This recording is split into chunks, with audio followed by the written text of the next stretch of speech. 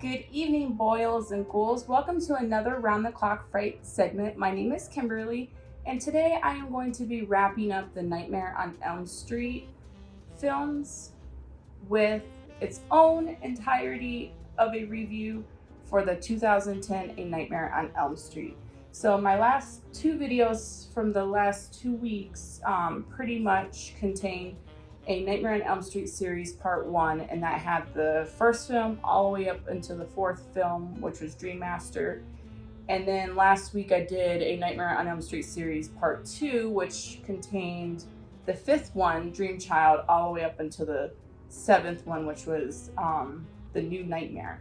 So I pretty much not really jammed, I spaced them out to where I was able to talk about the ups and the downs of each film. But yeah, so I kind of wrapped them up in like 2 parts.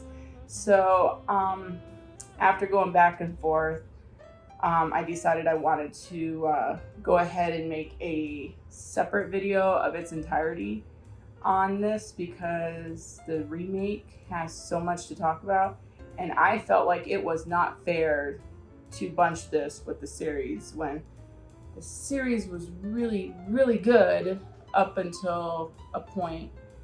And then you have this remake, which I would just get it off my chest right now, was the most awful remake ever.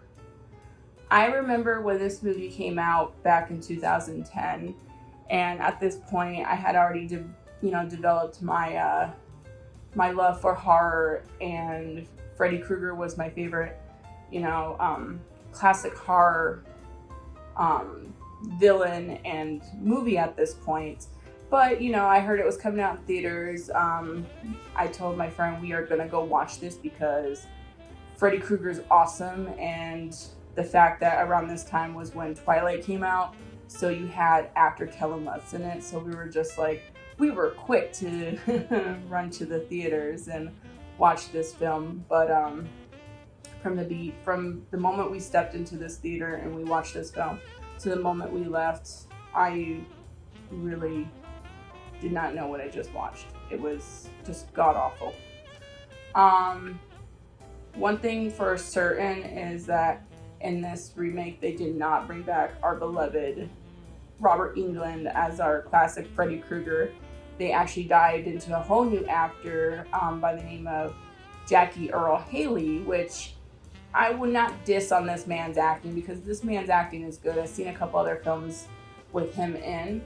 And so, he is a really great actor. I just think it was one of those, he brought a great actor into a very, very shitty film.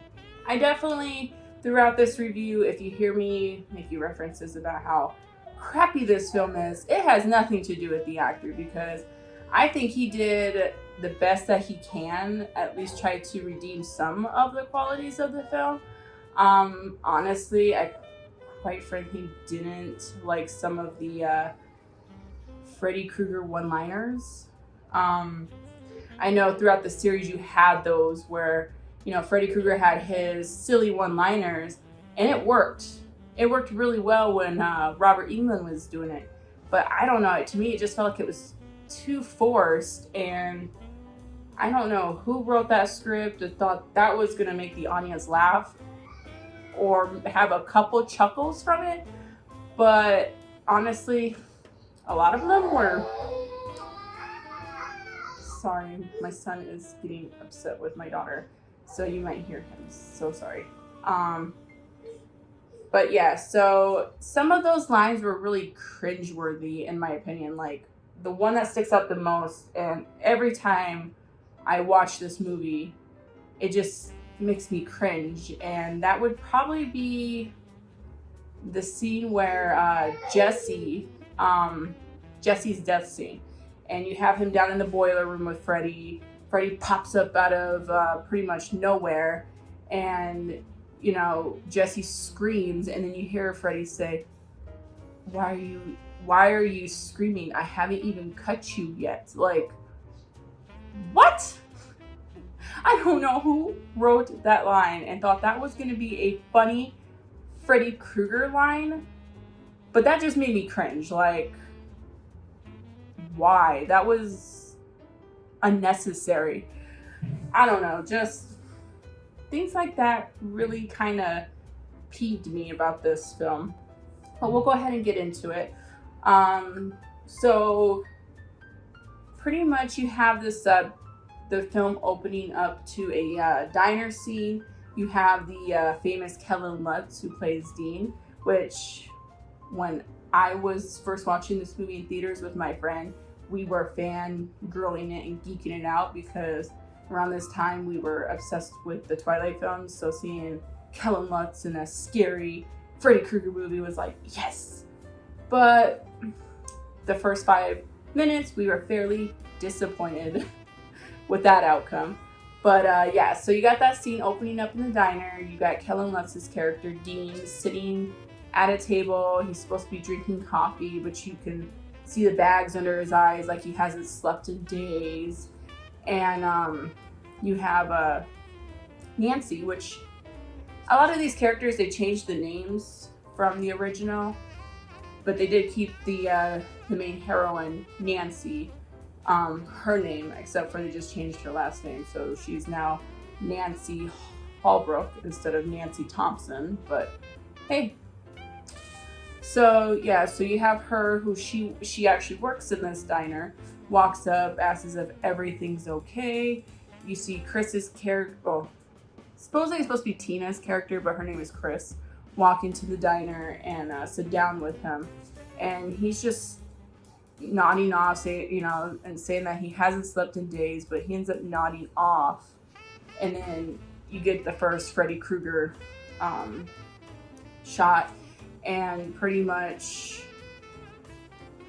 kills him. But you just see from the perspective of Chris watching him from the table as he's getting up, you see him holding pretty much, well, I think it was mostly like he was trying to stab Freddy with this butter knife, but then Freddy turned it around and then he just ended up stabbing himself in the throat.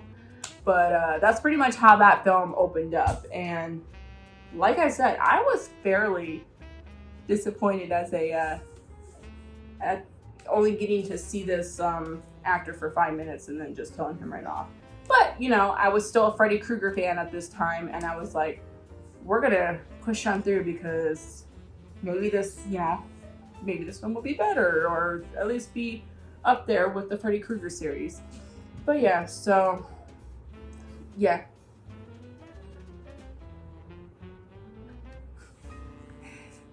So that's pretty much how that film opened up. A lot of these, like I said, was, I don't know, to me it wasn't different. It definitely was different from the original. They didn't keep it script by script from the original. They did change it up. Like I said, they changed up some of the names of the actors. Well, not actors, but the characters. So, instead of having Nancy, Tina, Glenn, and Rod, you had Nancy, Chris, Quentin. I had to think of his name, which was supposedly Nancy's. It wasn't even Nancy's boyfriend. I think it was just a guy that really was crushing hardcore on Nancy.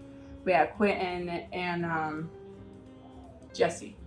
So you got these totally different character names. And yeah, so like I said, a lot of it was different. They did keep some stuff from the original, like you have Chris's death scene, which would have been Tina's death scene from the original. They kept that almost the same, except for you just kind of see her gravitate and float into the air, and then she just gets her chest sliced open and then plops right back down on the bed. So it wasn't as cool as the original, where you got Tina flailing around the room, being dragged up the walls, blood being splattered everywhere. It wasn't as cool as that. But yeah. Some redeeming qualities of this film, because there was a couple of things that I thought was pretty cool, and if they would have took that and made a better film, it might have been good. But some of the redeeming qualities of this film, I would have to say, was the fact that they mentioned sleep hypnosis. That was pretty cool. So instead of like the original film where you got these kids who are sleep deprived they haven't slept in days, but then they eventually just kind of pass out, and then go into the dream world with Freddy. Instead of having that, you have these kids who actually try their dang hardest to stay awake, but instead of them actually falling asleep, they kind of go into this sleep hypnosis where one minute they think they're awake, but literally they're not. They just, they're asleep, I guess, in a much walking zombie kind of way. But yeah, like one cool factor I liked about that was towards the end when you have Nancy and Quentin in the drugstore, and Quentin needed to go up to the pharmacy to get more refills on his sleeping pills prescription, and he's talking to the pharmacist, and the pharmacist isn't going to refill it because he said, well, you're out of refills, you need to go see a doctor and then come back. And as Nancy's walking down these aisles, which the one thing I liked about that was they did have this song, All I Want to Do Is Dream, playing in the background.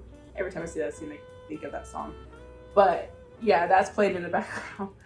But you got her walking down these aisles, and as she's, hasn't been asleep for a long time, she's flashing in and out. One minute she sees the pharmacy, next minute she sees the boiler room, and she's maybe seeing flashes of Freddy, to the point where you see him coming at her, but then when she comes out of it, she's sliding across pretty much the aisle, knocking things down. And I thought that was pretty cool, and I really liked that aspect of the Freddy Krueger, the remake, I meant to say. I really did like that aspect, to be honest. I just wish they could have gone a different route with how they told the story and how they went about it, but we'll give it credit there. I'll give it credit there, and I will give it credit for some of the actors. They did do the best that they could with this film. Like, you have Rooney Mara that played Nancy Holbrook. Excuse me. And I can't think of the actress's name, but she plays Nancy's mom in this film, Mrs. Holbrook. But she's really well known for playing in the American Horror Story, especially the first season with the haunted house. She played the mother that gets pregnant with the twins. But she's a really good actress too. So I think these actors did a really amazing job for what they had with the script. So I definitely give credit for that as well. Can't give credit to any of, I can't give credit to the special effects, because some of the special effects were very, very bad. Like, usually when I do these reviews on the series, you notice I do pick my one favorite death scene. But I'm not doing that for this one because, honestly, I didn't like any of them. Like, it was just bad. Like, really bad. Another twist that they did, instead of making Freddy Krueger a child murderer, like they did with the original series, they went a step further and kind of made him more of a child murderer he was a child murderer. I'm assuming he was. But a child, a pedophile, pretty much, is what they made him. And I mean, granted, the original series, you have this Freddy Krueger who is a child murderer, and that is bad in its entirety. But the fact that they had to change it up to this, that's another cringeworthy thing for me. I don't know. Any movie that has pedophiles and stuff like that, I don't know. It just makes me feel uneasy. That's the word I'm looking for, uneasy. But yes, granted, Freddy Krueger is bad.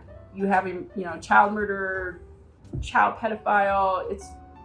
That doesn't even make sense. A pedophile. It's all pretty bad, but I don't know. It just didn't sit right with me, to be honest. But they did do that differently, because what was interesting was you had these kids who lived all in the same town, just like the original, You know, a lot of them had no clue what was going on, but the difference was they did have some sort of clue what was going on. They just don't remember it.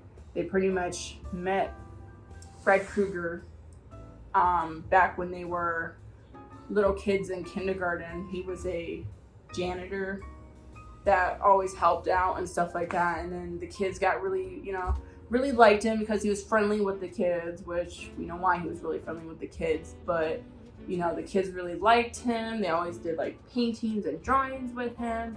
And pretty much it just led to some stuff that was not right.